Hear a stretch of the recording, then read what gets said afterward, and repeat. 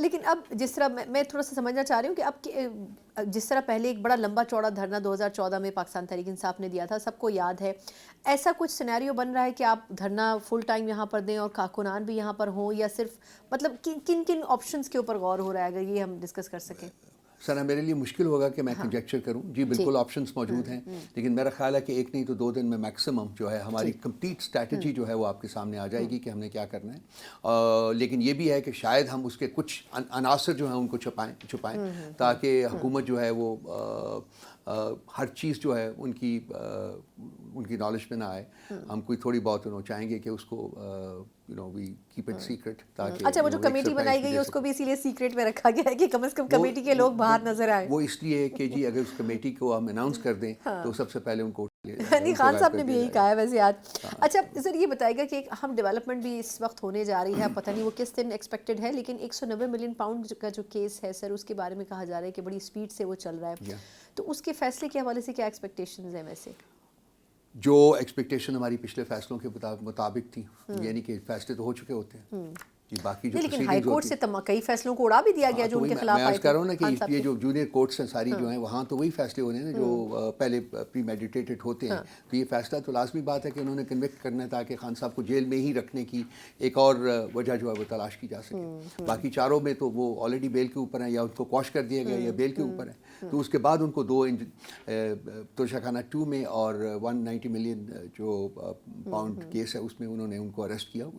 تو مجھے جو ان کی انٹینشنز کی بیسس کے اوپر جو میں کہہ سکتا ہوں وہ یہ کہ ان کی حتی الوسع کوشش ہوگی کہ خان صاحب جیل میں ہی رہیں، اور اس کے لیے کنوکشن جو ہے وہ لازمی ہے، وہ کرنا چاہیں گے. نہیں تو پھر گنڈا پور صاحب نے آپ کے خیال میں کیوں کہا، جب بشرا بی بی صاحبہ اپنے مطلب کیس پہ میرٹ کی بنیاد کے اوپر اگر ان کو ضمانت ملی تو انہوں نے کیوں کہا کہ ان کی رہائی میں انہوں نے کوئی کردار ادا کیا ہے؟ وہ انہوں نے ڈینائی کیا ہے جی. بعد میں انہوں نے میری ذاتی طور پہ ان سے بات ہوئی تھی، انہوں نے کہا کہ میں نے ایسی کوئی بات نہیں کی کہ میری وجہ سے کچھ بھی ہوا ہے. انہوں نے بالکل ڈینائی کیا اس کو. اچھا دوسرا یہ بتائے گا کہ ابھی اس وقت یہ جو پورا احتجاج کا پروسیس ہے اس کو بظاہر ایز اے ٹیم لیڈر کون لے کے چل رہا ہے؟ کیونکہ پچھلے کچھ دنوں سے محسوس ہی ہو رہا ہے کہ جو پولیٹیکل لیڈرشپ ہے وہ آگے ہے، لیکن جو وکلا کا پورا ایک گروپ تھا وہ تھوڑا سا اس میں بیک فٹ پر نظر آ رہا ہے. کیا وجہ ہے؟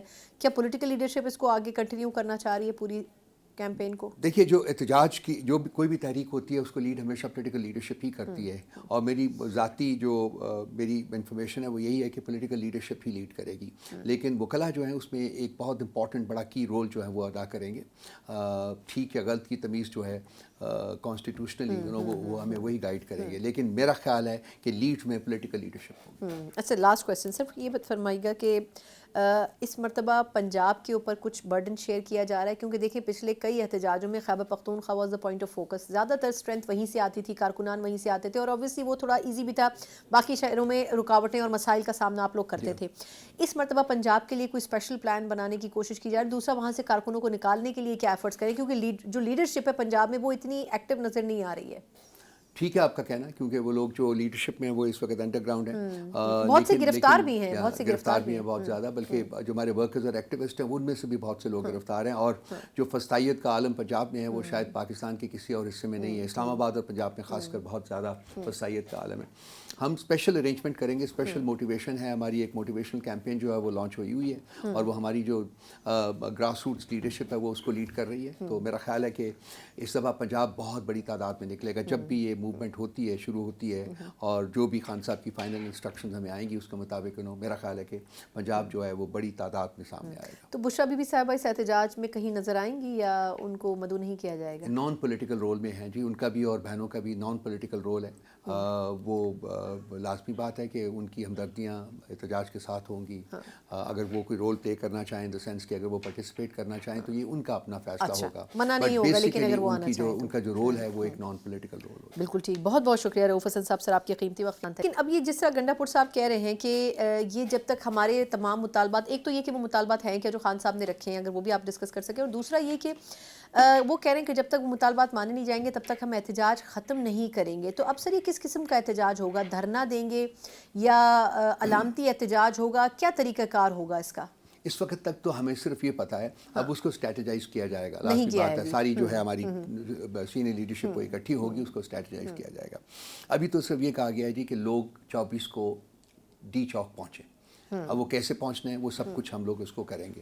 4 جو مطالبات انہوں نے رکھے ہیں وہ میں آپ کو پڑھ کے سنا دیتا ہوں جی. ایک تو 26ویں آئینی ترمیم جو ہے اس کی منسوخی ہے. اس کے بعد جمہوریت اور آئین کی بحالی ہے دوسری.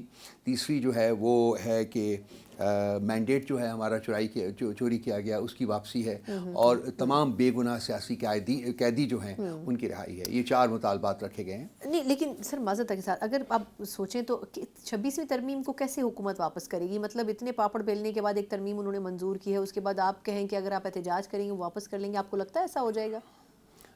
جی احتجاج سے بہت کچھ ہو سکتا ہے, لیکن لازمی بات ہے کہ آپ نے صحیح کہا کہ اتنے پاپڑ بیلنے کے بعد انہوں نے یہ سب کروائی ہے تو اوبیسلی ان کی خواہش تو نہیں ہوگی.